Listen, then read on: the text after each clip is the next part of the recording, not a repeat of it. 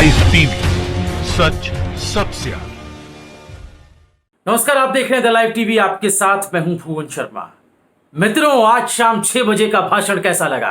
क्या सोचा था? कुछ बड़ा होने वाला है? रोजगार मिलने वाला है? कोरोना की वैक्सीन का ऐलान होने वाला है? या फिर 15-15 लाख रुपए की किस्तें जारी होने की अनाउंसमेंट होने वाली है? अर्थव्यवस्था सुधरने के संकेत मिलने वाले हैं? क्यों ठग लिए गए ना फिर से?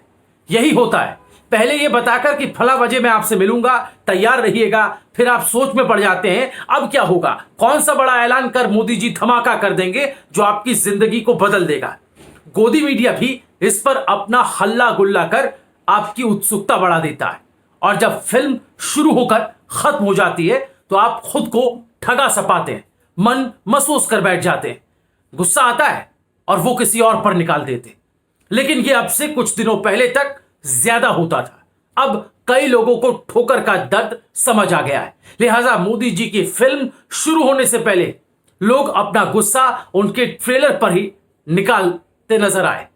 देखिए, लाइव शुरू होने से पहले की स्थिति, 4,500 लोगों ने मोदी के लाइव आने के ऐलान को ही नापसंद कर दिया और महज 2,000 के आसपास लोगों ने ही लाइक किया। यानी शो शुरू हुआ नहीं कि पहले ही फ्लॉप शो बन गया। ये कोई पहली दफा नहीं है, पहली बार नहीं है जब जनता ने अपने गुस्से और नाराजगी का इजहार इस तरह से किया। आपको याद होगा, कुछ दिनों पहले मन की बात वाले वीडियो का भी यही हश्र हुआ था। लाइक से कई गुना ज्यादा डिसलाइक या नापसंदगी ने जाहिर कर दिया था जनता का मूड।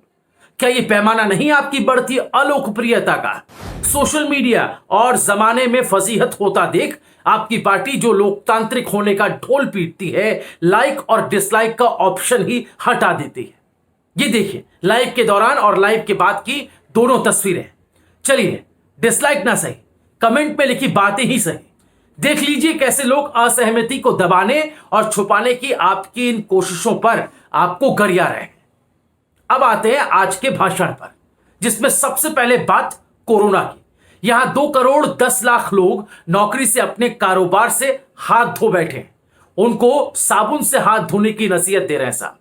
वैसे पिछले सब संबोधन में वो ये बात कह चुके हैं, मतलब वही कहाई पकी पकाई बातें, टेलीफोन से लेकर टीवी तक, अखबार से लेकर रेडियो तक जो बातें बताई जा रही हैं, पीएम मोदी ने यही सब दोहराने और कहने के लिए आप लोगों से जुड़ने की अपील की थी। सोच लीजिए आप, और आप हैं कि पता नहीं दिन में ही क्या क्या ख्वाब देखने लगे वैक्सीन बन जाने के। वैक्सीन पर तो साहब कह चुके कि तेजी से काम जारी है, लेकिन कब तक बनेगी, कितने की मिलेगी, किस किस को मिलेगी, इस पर हर बार की तरह नीलबटे सन्नाटा ही दिखाई दिया। भारत में अभी कोरोना की कई वैक्सीन पर काम चल रहा है। इनमें कुछ एडवांस स्टेज पर हैं, आशास्पद स्थिति दिखती है। हुजूर ने कबीर का एक दोहा पढ़ा। दोहा यह है कि कहत सुनत सब दिन गए, उर्झी ना सुलझिया मन, कहीं कबीर चेतिया नहीं, अजहू सो पहला दिन। जिसका अर्थ होता है, कहते सुनते सब दिन निकल गए पर यह मन उलझ कर ना सुलझ पाया। ठीक कहा मोदी जी आपने, लोग भी तो यही कह रहे हैं। ये सब जो आप कह रहे हैं, ये कहते सुनते सब दिन निकल गए हैं। आज भी कोरोना जैसे हालात पहले दिन के समान ही हैं। मन होश में नहीं आता और आप हैं कि कहते हैं हालात बेहतर हो रहे हैं अपने देश में। भारत अपने ज्यादा से ज्यादा नागरिकों का जीवन बचाने में सफल हो रहा है। दूसरे नंबर पर है कोरोना के बढ़ते मामलों में भारत। हालात जल्दी नहीं सुधरे तो नंबर 1 का खिताब भी मिल सकता है। यकीन ना हो तो कोरोना मीटर की यह तस्वीर भी देख लीजिए। कोरोना पर अपना वही पुराना जगजाहिर सर्वविदित ज्ञान देने के बाद जब आपने किया वो जरूरी काम जिसके लिए शायद आपने प्राइम टाइम में लोगों के बीच आना चुना था, त्योहारों की शुभकामनाएं देना। नवरात्र, दशहरा, ईद, दीपावली, छठ पूजा, गुरु नानक जयंती समेत सभी त्योहारों की सभी देशवासियों को एक बार फिर से बहुत बहुत बधाई देता हूं। धन्यवाद। नवरात्रि, दशहरा, ईद, दिवाली, छठ, गुरु नानक जयंती, भैया दूज, कुछ नहीं भूले आप। हर त्योहार की शुभकामनाएं देना आपको याद रहा। बस नहीं याद रहा तो वो हाथरस की बेटी के साथ हुई नाइंसाफी, नहीं याद रहा तो वो कृषि बिल पर किसानों का आक्रोश, उनकी नाराजगी, नहीं याद रही घटती प्रति व्यक्ति जीडीपी जिसमें बांग्लादेश भी हमसे आगे निकलने की राह पर है, नहीं याद रहा ग्लोबल हंगर इंडेक्स में गिरता भारत का स्तर, नहीं किया जिक्र इस बात का कि कोरोना के मामलों में हमारे पड़ोसी मुल्क, पड़ोसी देश हमसे बेहतर कर रहे हैं। त्योहार मनाने के लिए शुभकामनाएं दे दी, लेकिन उस गरीब का क्या, उस बेरोजगार का क्या, जिनके त्योहार पहले कोरोना ने फीके किए और अब आर्थिक तंगी से जिंदगी की गाड़ी चलाना भी मुश्किल हो गया है।